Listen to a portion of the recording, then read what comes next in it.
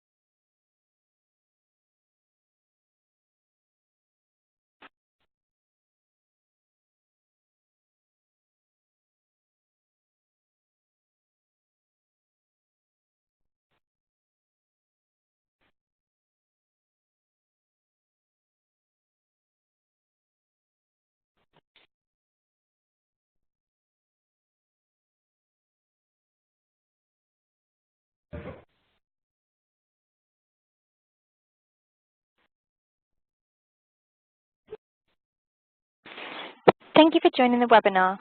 We'll be starting just after 1 p.m. to allow the last couple of people to dial in. Please note that you'll be on mute for the duration of the webinar, and if you have any technical difficulties, please contact myself as the host via the Q&A box.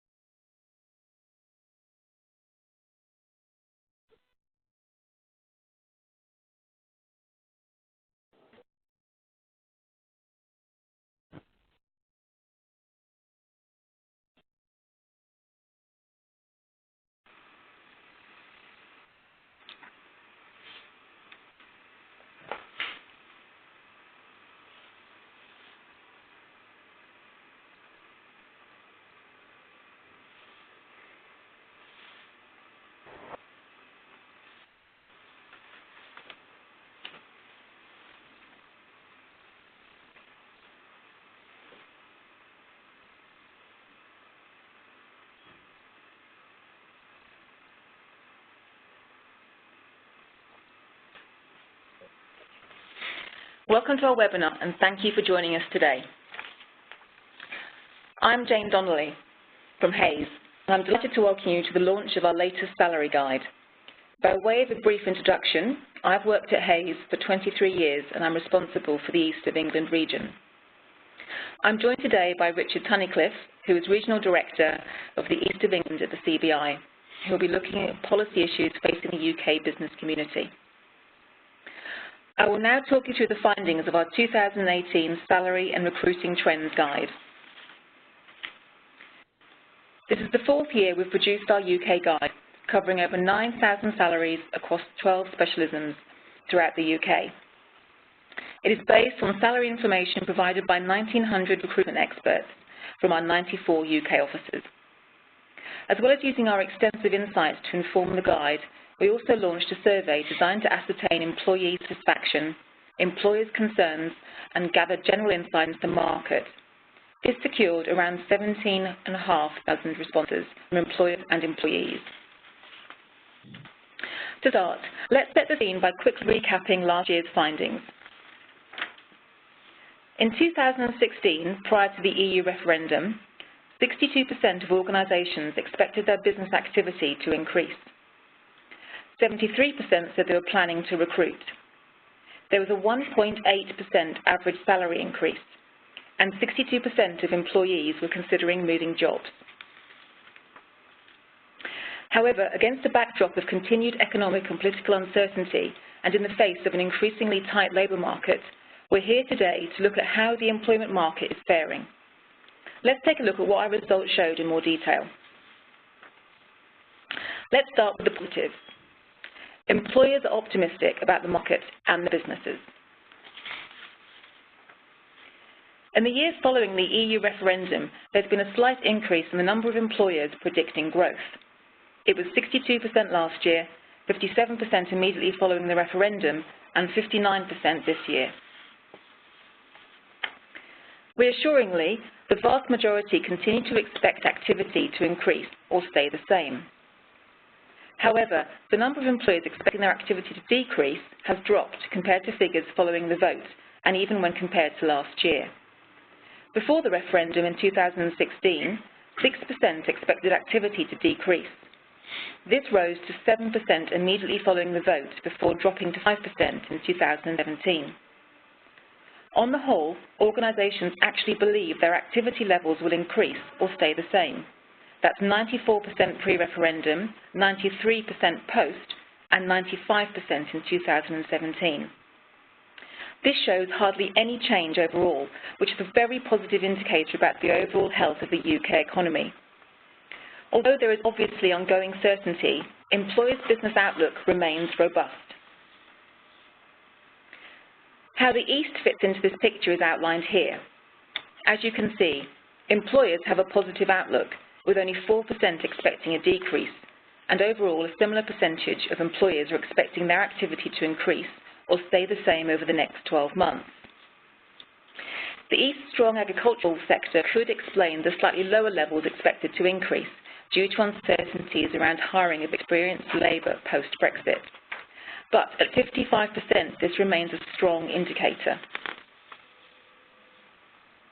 Reflecting this continued business growth, employers' plan for recruitment and investing in their people strategies have grown.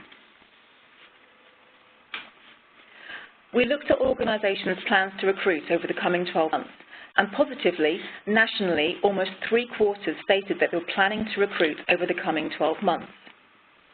This is higher than after the referendum and almost equal to the figure of 73% prior to the vote.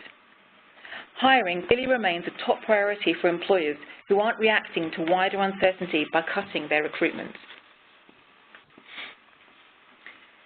Those employers looking to hire, 59% state that they plan to hire permanent staff, and 29% plan to hire temporary, interim or contract professionals. Despite this positive outlook and employers charging ahead with both business and hiring plans, they are faced with a huge recruitment challenge.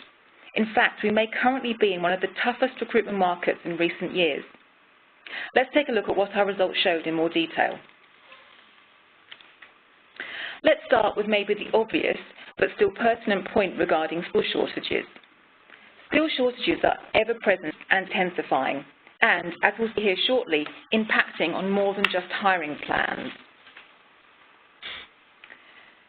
The majority of employers still don't believe they have the talent needed to achieve their current business objectives. It is also evident that these skill shortages are having significant impact on organisations and are likely to continue to do so. 70% of employers stated that they have experienced moderate to extreme skill shortages, and of these, 15% labelled them as extreme. Only 6% of employers stated they had not experienced any skill shortages at all.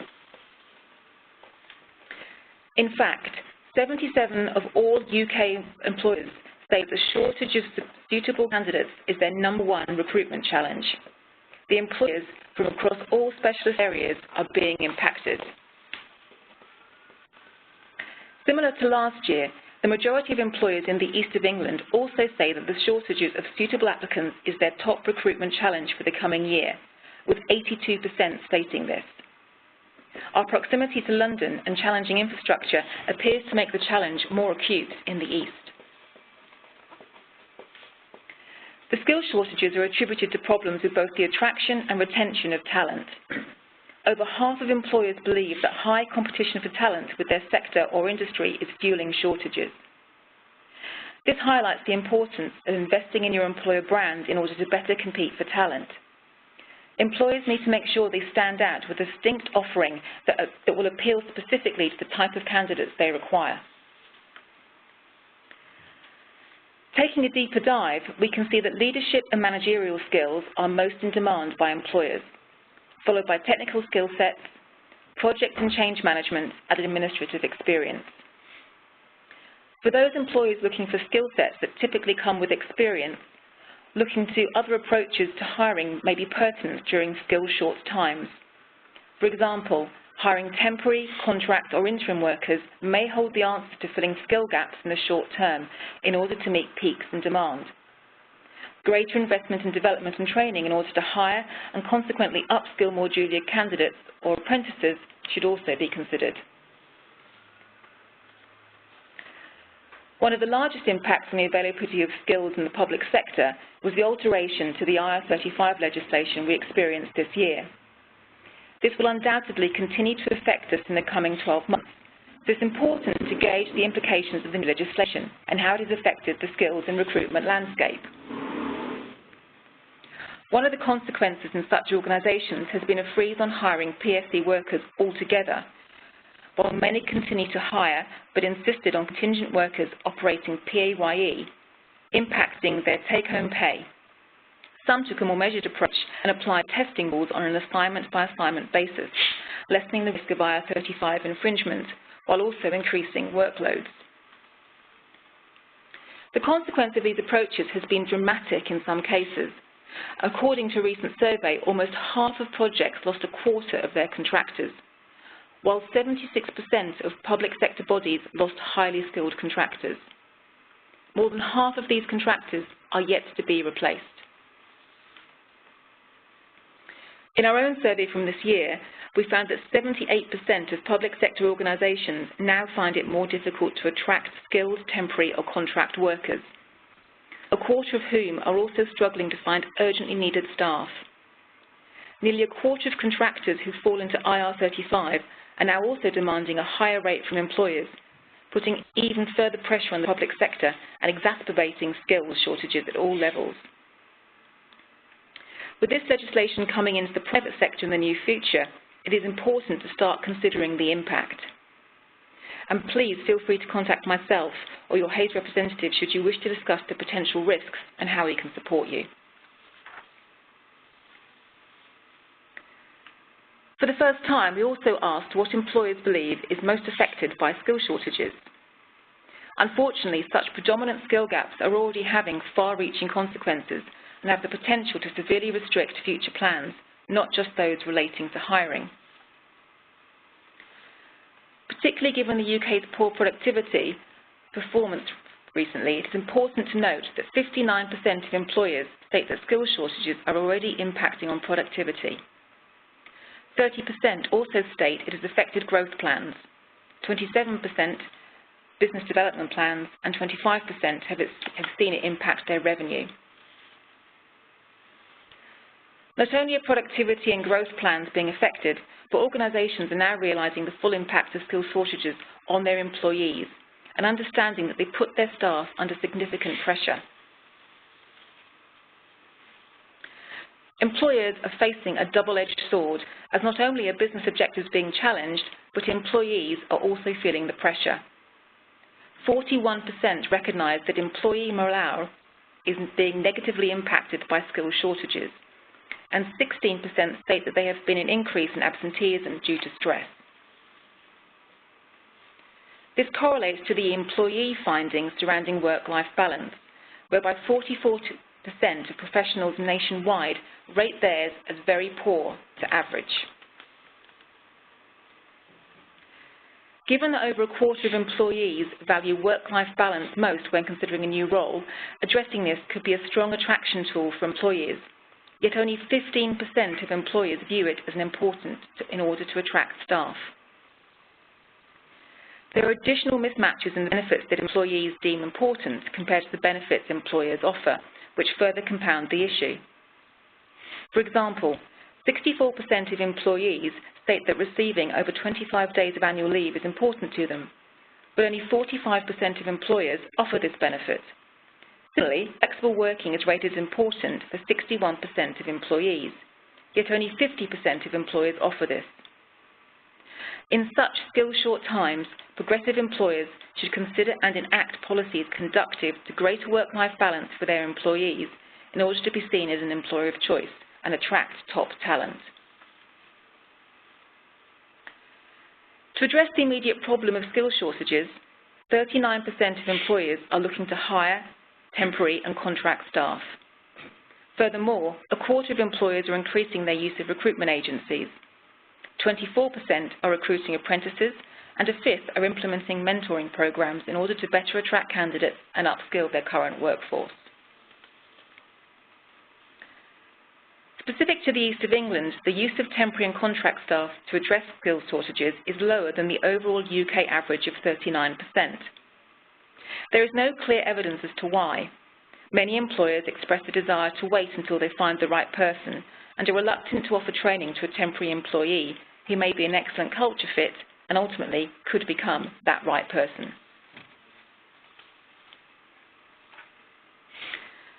Such mismatches in expectations of benefits are causing dissatisfaction amongst workers.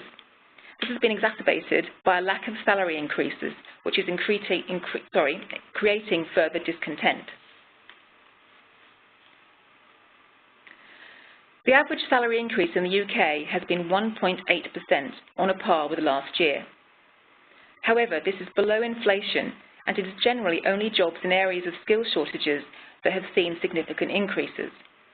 For example, 13% of IT professionals and 10% of construction and property professionals received pay rises over 5% last year. Looking at the picture regionally, salary increases were quite significantly above the UK average of 1.8%, and in the East, this is at 2.6%. The East of England does enjoy lower unemployment rates, and we're finding that employers are paying the price to retain and attract staff. 57% of professionals say they are dissatisfied with their salaries, a slight increase from 55% last year. Of those who say they are considering leaving their current organisation over the next 12 months, which is 55%, 32% state that it is due to their salary level. With fewer employees looking to move jobs this year, employers may yet again be forced to increase salaries in order to attract skilled candidates.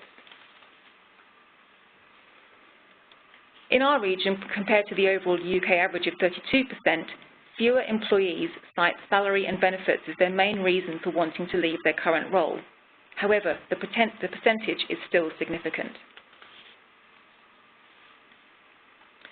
So, in what has been a whistle-stop tour of some of the key survey findings, I'll just take a few moments now to summarise. First, we've seen that despite the wider economic uncertainty caused by the UK's decision to leave the EU, employer confidence and activity for the year ahead remains positive. As a result of forecasted activity, recruitment remains a top priority for most organisations, with a particular focus on hiring permanent employees. However, acute skill shortages look set to be the key challenge for employers. Not only may these affect recruitment plans, but they may also impact productivity and employee morale. In order to make business objectives and alleviate pressure on staff, many employers will need to hire temporary professionals. In such a skill-short landscape, employers need to consider how best to attract and retain top talent, and it is clear that in addition to salary and benefit packages, a positive work-life balance is important to the majority of candidates. Now let's look at what we recommend for employers during the year ahead. Firstly, we recommend that you make workforce planning a key strategic priority. Despite the positive sentiment that we see from organisations with regard to their current activity and plans, employers are concerned about the impact the skill shortages are having on productivity and growth. Workforce planning needs to be a core component of every business strategy and at the top of the agenda.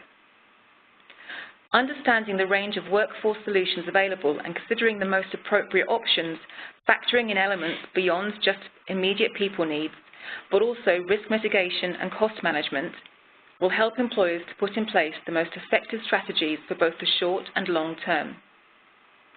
This will enable employers to mitigate the effects of skill shortages while continuing to meet their ambitious activity targets. Secondly, invest in your employer brands to compete for talent. Ensuring that you have a strong employer brand has never been more essential given how prevalent the skill shortages are. Competition for candidates has intensified, and employers should target their offering to appeal to the specific type of candidate they want to attract. Having a strong employee value proposition is central to this. Salary levels need to be benchmarked accurately and positioned correctly. Then progression opportunities and training investment need to be publicised. Employees want to be able to get an insight into what it truly is like to work at an organisation, so they can assess whether they might be a strong fit with its culture. More employees are actively seeking this information, so employers need to ensure they have a transparent message that is easily accessible online. Finally, utilise contingent workers for more than just projects. Employers' drive for growth is putting significant pressure on the workforce, which is fueling employees' dissatisfaction and damaging morale. Given that skill shortages are so high, employers risk putting so much pressure on existing staff that absenteeism continues to increase and staff retention becomes an issue. Employers should consider their approach to hiring temporary workers. Whereas traditional temporary, contract and interim workers have been used to supplement projects where specific skill sets are required or to meet peaks in demand, they could be used to a greater extent to help alleviate some of the pressure from the increased workload. This will help to ensure growth plans can be sustained and targets met while improving the job satisfaction of permanent employees. And on that note, I will now pass you over to Richard Tunnicliffe from the CBI. Thanks, Jane, and thanks to the Hayes team for inviting us to speak today. It's great to be here.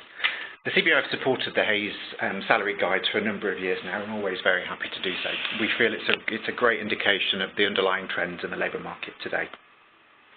I've been doing these presentations, I think, for 4 years now, and I think the only constant during that time has been political uncertainty. From the Scottish referendum to UK elections, the EU referendum last year, and a small matter of the US elections this time last year, there's certainly been enough for the CBI to get our teeth into on behalf of the business community. I've got a few slides here today. A few on the external environment, the political scene, the economy, and a few areas that we're working on at the moment, and happy to answer any questions at the end. I think it's difficult to discuss business challenges at the moment without doing through the lens of Brexit and the ongoing EU negotiations. And as such, I thought it was a good place to start. You'll see from this slide that since the general election in June of this year, the CBI has been very vocal in holding the government to account on the key elements of the EU negotiations, including the need for a specific working group for business to feed into the government and a transition deal for about 2 years. During the summer, the CBI and other organisations were successful in exiting the EU Business Advisory Group, on which the CBI sits with the Chambers of Commerce, the Federation of Small Business, the EEF and the Institute of Directors. More recently, we've seen very positive movement from the government on the implementation of a transition period, the detail of which is now essential for the business community before the end of 2017. This will allow the business community to avoid turning contingency planning into action planning. However, issues remain and clarity is still needed on citizens' rights and trade. We've been very vocal on citizens' rights and we feel that certainly behind closed doors headway is being made on this. Because of this uncertainty, the CBI, working closely with its members, will continue to make the case for respective rights to remain and ensuring the future benefits of retention of skills and talent needed for prosperity in the UK and on the continent. As we look ahead, the December meeting of the European Council becomes ever more important. This is following European Council President Donald Tusk's recent confirmation that preparatory talks on transition can now be undertaken, providing sufficient progress has been made on the divorce has been made. EU officials, however, have been open in stating the UK's ambition for an outline agreement to be in place by March 2018 is a very tough goal, though not entirely impossible, if enough willingness is shown from London. Meanwhile, the CBI has been communicating with government and planning in partnerships with the business community on 5 key impacts of a no-deal scenario: rising consumer costs, port and airport disruption, contractual confusion across various sectors, uncertainties around citizens' right to remain, and the disarray for cross-border services. Whilst governmental prudence in planning for such scenarios is responsible, if it were to become a reality, this would cause the kind of economic cliff edge for business, and citizens for that matter, that we're working to avert. It's safe to say then that positive developments have been made in recent weeks, and the government are working to upskill departments and face key challenges head on. Though the levels of clarity on major issues for businesses are yet to be seen, and the CBI will continue to be at the forefront of communicating the consequent impacts of this. We conducted a survey in October which said that the majority of business had paused or stopped investment due to the uncertainty around Brexit, and I'll come on to that in a little while. News reports overnight on certainly a UK settlement on the divorce bill suggest that this is reaching conclusion. This, along with very good progress, certainly, as I said earlier, behind closed doors on citizen rights. I think it's still fair to say that the meeting in December is still far too close to call as to whether sufficient progress will be made, but we all have our fingers crossed. Linked to Brexit is, of course, a focus on international trade. As the UK develops its future relationship with the EU, the wider world looks on with interest. Britain's position in a global supply chain as an independent trading nation post-Brexit is still uncertain, with many prospective trading relationships to be ironed out in the coming years. Looking forward, there are real opportunities for the UK to forge an independent trade policy post-Brexit. However, from every major sector in the UK, the EU is currently the most important trading market, and therefore, in the first instance, securing the best possible deal with Europe is essential. This not only minimises disruption to UK business, but also helps provide some clarity for other international partners in the short term. Beyond this, the preferential market access guaranteed by current EU free trade deals must form part of the considerations for leaving the EU, and government has to maintain such provisions and look to strengthen bilateral ties further down the line. It's now incumbent on the Department for International Trade and the government more widely to form a national trade strategy in order to secure the commercial partnerships and trading relationships which are central to making a success of Brexit for the UK. We've been working with business and DIT to identify markets of most importance and most potential to UK exporters. So a few bits on the domestic agenda. Moving closer to home, the government faces major policy choices in 2018, and the CBI will be working to ensure that Brexit doesn't suck the life out of the domestic agenda, which as a result of the current uncertainty in the economy is even more important than 2 or 3 years ago. As you all know, in 2016, the Department for Education launched the Apprenticeship Levy for implementation in April of this year. The levy is now operational, and its aim to increase access to and quality of apprenticeships is an overarching goal, and this is of course positive. However, the levy's inflexibility has since proven its potential inability to achieve that goal. Data published in mid-October of this year saw the number of apprenticeships arts plunge to 61% year on year in the first set of preliminary statistics from government. The data also identifies a sharp uptake of apprenticeships ahead of the implementation of the levy in May, signalling potential distortion by the reform. Because of this, we now feel it's an important time to discuss specific reform to avoid any long-term adverse effects. The CBI, since the start, has argued for greater flexibility in the way that the levy is structured, allowing firms of all shapes and sizes to maximise their often considerable contribution. As such, risks remain whereby the system cannot deliver the training firms require in order to use their funds. Going forward, we would recommend the government take action on a few key issues to ensure the levy truly operates to achieve its goals. We have called upon the DfE to address shortfalls in the design of the levy by investing in more commercial skills within their own department, and for the Institute of Apprenticeships and Technical Education to be a broader role in the challenge of the performance of the levy. Alongside this, we would like to see the levy evolve into a more flexible skills levy to incorporate higher quality training and to allow firms to pool their funds in support of local provision.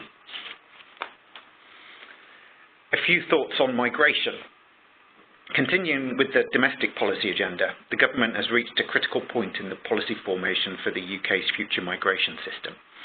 In her Lancaster House speech in January, the Prime Minister stated clearly that Brexit must naturally mean the control of the number of people who come to Britain from Europe, signalling a firm stance on immigration policy post-Brexit. Since then, we have seen the Home Office employ their three-phase approach to EU migration.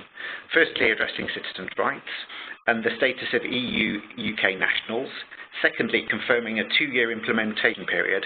And thirdly, outlining what a future system would look like. With domestic skill shortages and labour provision remaining a key challenge in many sectors, as James touched on, developing a workable and welcoming system is essential for business and its employees. The CBI have worked closely with its members, most recently submitting our response to the Migration Advisory Committee consultation on the elements of a migration system which are fundamental. For business, these include maintaining ease of access of doing business, accepting the need for non-graduate migration, providing frictionless movement for highly skilled migrants. Beyond this, we have called consistently for more clarity around the proposed system as soon as possible, as well as an honest and open debate about immigration policy, inclusive of a discussion about net migration targets and their associated trade-offs. The latter point is crucial in reducing anti-immigration rhetoric in the country, often stemming from both public and policymakers. We've heard directly from members that beyond these shores, the UK is beginning to be seen more negatively in regard to migration policy and status, prompting people to think twice about their future careers in the UK. In short, this has the ability to translate into a tougher environment for recruitment, in which businesses are competing for a narrowing pool of global talent. I think this region's skills needs are pretty unique actually across the UK, because there are pockets, and I think Cambridge is a great example of this, where businesses need very, very highly qualified PhDs, technical skills, but only 10, 15 miles in many directions, quite low-skilled agricultural, horticultural workers. So I think it's really important that we obviously do focus on high-level skills, but also those low-level skills as well. In terms of the economic outlook, as we've seen a slightly softer momentum in the economy, we expect this to carry on for the next couple of years, with growth expected to ease over the next 2 years. Our forecasts are for 1.6% for 2017 and a slightly lower 1.4% GDP growth for next year, both of which are pretty well below trend, which has been about sort of 2–2.5% over the last 15 or 20 years. In particular, we expect less input in the GDP figures from domestic demand, household spending and business investment. Inflation has been rising since the end of last year, with much of the recent pickup reflecting the fall in the pound feeding through. The lower value of pound caused the cost of imported goods to rise, and this came across quite starkly from both the official data and our own surveys. This is now feeding through to consumers with the recent rise in the consumer price index. We expect inflation to have peaked around 3% at the end of this year and tail off as we run through next year. However, the rise in inflation is already having an impact on living standards, and we would expect this to continue, with nominal wage growth remaining relatively tepid UK-wide, despite the labour market growing very strongly. Consequently, real wages will fall, causing household spending to slow and its contribution to growth to soften. But net trade becomes a more prominent driver of growth in 2018 as the fall in the pound feeds through into exports. And with CPI running above the Bank of England's expectation, the Monetary Policy Committee decided, as we all know, to raise the bank rate in their November meeting for the first time in over 10 years. We do expect rates to continue to rise, but vary gradually over the next few years. Additionally, we've seen an initial Brexit impact on businesses' plans for investment. They deteriorated sharply immediately post-referendum due to the heightened uncertainty, but have improved substantially since. A recent CBI survey showed that 60% of respondents cited Brexit not having an impact on investment plans, though 40% said it was. This ties in what we're hearing from the business community out there on the street. Projects already in the pipeline pre-referendum are cited as going ahead, while smaller projects seem to be back on the table. But there's still a very high degree of caution around larger spending projects, for example, those with a heavy sunk cost or longer time commitment. On a regional level, I always find the economy broadly mirrors that of the national picture. The region's economy is very balanced, both geographically and sectorally. Our trade position with Europe is very strong, and we do export quite a lot to the rest of the world as well. On exports, actually, our most recent manufacturing survey, launched tomorrow, is likely to highlight a jump in order books and an increase in confidence for manufacturers. I touched on earnings. I think this is going to be a big factor bearing down on the economy in the coming months. We expect inflation to remain elevated, but wage growth has been pretty weak so far, and we expect it to pick up only gradually. We think inflation will run ahead of wage growth in 2016, 17 and 18, which means that real wages will fall. So the next couple of years will feel pretty different for the consumer compared to the last couple of years when real wages were rising strongly and we had low inflation. Now this slide shows the kind of upside and downside risks to the economy as we see them from a UK perspective at the moment. As I said, we expect growth to soften with less support from domestic demand, but more from net trade. But risks still are probably skewed to the downside. In the UK, the impact of uncertainty on markets and activity could be greater than expected. The evolution of the EU negotiations and the possible damaging impact of a no deal beyond our forecast horizon. In terms of the rest of the world, strains in the Eurozone could re-emerge, the Italian banking system, for example, or Greece heading for another bailout. Question marks over protectionism in the US and escalating political tensions generally. In terms of upsides for the UK, less of an impact from uncertainty and a larger boost from the lower pound. So sitting here today, we've got Philip Hammond's budget tomorrow, which I think could be quite a pivotal budget for him and the government more generally. He faces very difficult choices and widespread calls for a focus on policy provisions which help boost productivity. As well as this, and against earlier mentioned economic performance, the Chancellor also faces a tough balancing act between the government's longer-term budget surplus targets and growing demands for more public spending. As you'll see in the slide, the CBI in its own budget submission have called for a series of key actions from industrial strategy and innovation to business rates and per pupil funding in schools. All of these are essential and would signal the government's ability not to let Brexit crowd out vital action on the domestic agenda. That being said, it is important that the Chancellor resources his departments, all departments, to deal with the impending Brexit workload and sets out a vision for tax policy that operates to retain the UK's position as a hub for global inward investment. The EU and nations beyond Europe will be listening to see if this can be achieved. Thank you very much for listening in, and happy to answer any questions now. Yes, thank you very much, Richard. So I'll open the floor to any questions, so for either myself or for Richard. I see some questions coming through. There's quite a few asking for copies of the slide deck, so we can definitely, we are recording this session, so we will be able to send you the YouTube link, which will enable you to hear and see the presentation today. So please request those and we will get them over to you. So one question on what do I think might be in the budget tomorrow. I think there's a question of what I think should be in the budget and what might be in the budget. As I said, I think Philip Hammond is stuck in the middle of lots of competing demands at the moment. I think in terms of the business community, as I said in my previous slide, anything that increases and improves productivity in the UK is really important.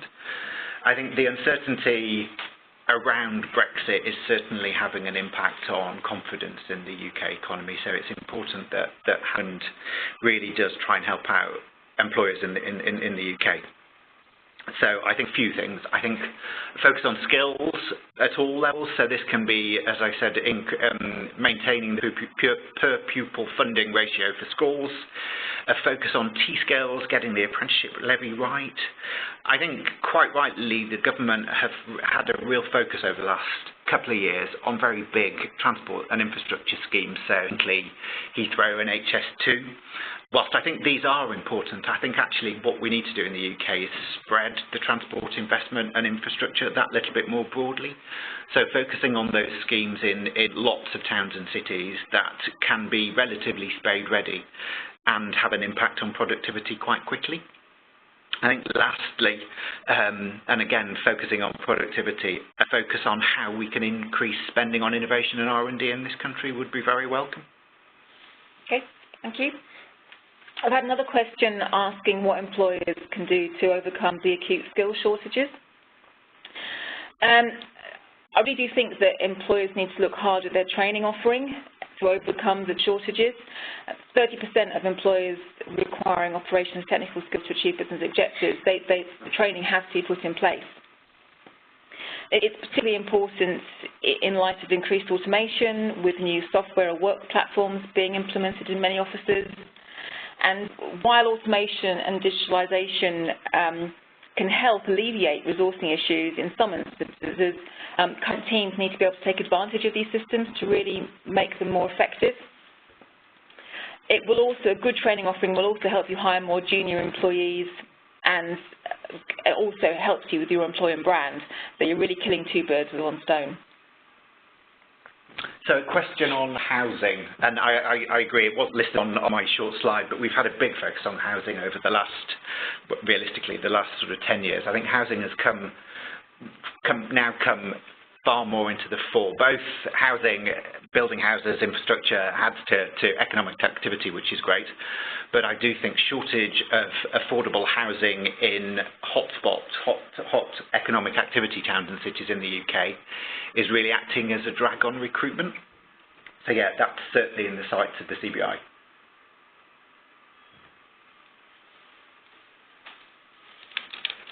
Yeah, we've also had a question saying what are the impacts across on the agricultural side of things. I think there is a big concern with regards to people returning from Europe. There's a statistic that I heard recently saying that in 2015 to 2016, 68% of those working in agriculture or horticulture returned. That figure dropped to 16% this year, so I think that's a key area that a lot of our local businesses are very concerned about. Yeah. And as I said, I think we've really tried to highlight the importance of low-skilled, semi-skilled workers. I heard a stat from quite a large agricultural company up in the Fens a couple of weeks ago who said that over the last 3 or 4 years, staff turnover has been about 6%, which is relatively high from many sectors. But actually over the last year, this has risen to about 20%. So I think government really does need to have an eye on low-skilled immigration from the EU and further afield as well. Okay. We've also had lots of requests for a copy of the guide, so you certainly speak to your usual contacts or complete the form on our webpage, and we'll be delighted to provide you with a copy of our salary guide, so that we have plenty of copies in all our offices, and we will be getting them out to you. So please make a request either to your local office or on our webpage. Okay. Any other questions? Okay, one final question. So been asked how people can target their employer brand to attract different candidates. I think you need to recognise what you want in your organisation and really think about what will attract those individuals. And it's also going to help you stand out from your competition. So it's really about your employer value proposition. You need to tailor it to the audience. For example, if you're looking for Generation Z, they place a lot of value on career development and training, whereas your baby boomers are really looking for that work-life balance. So you really need to evaluate what's important to you and who you want to attract to ensure that your proposition clearly promotes this both online and in every communication that you have with potential employees. Okay, well, I think with any other questions we will be able to come back to you after the webinar. So I hope you found today's session a useful insight into how the UK economy, employment and recruitment are facing. I would also like to extend my thanks once again to our speaker Richard from the CBI for providing an excellent presentation. And again, thank you for all of us for joining us today. Thank you. Thank you.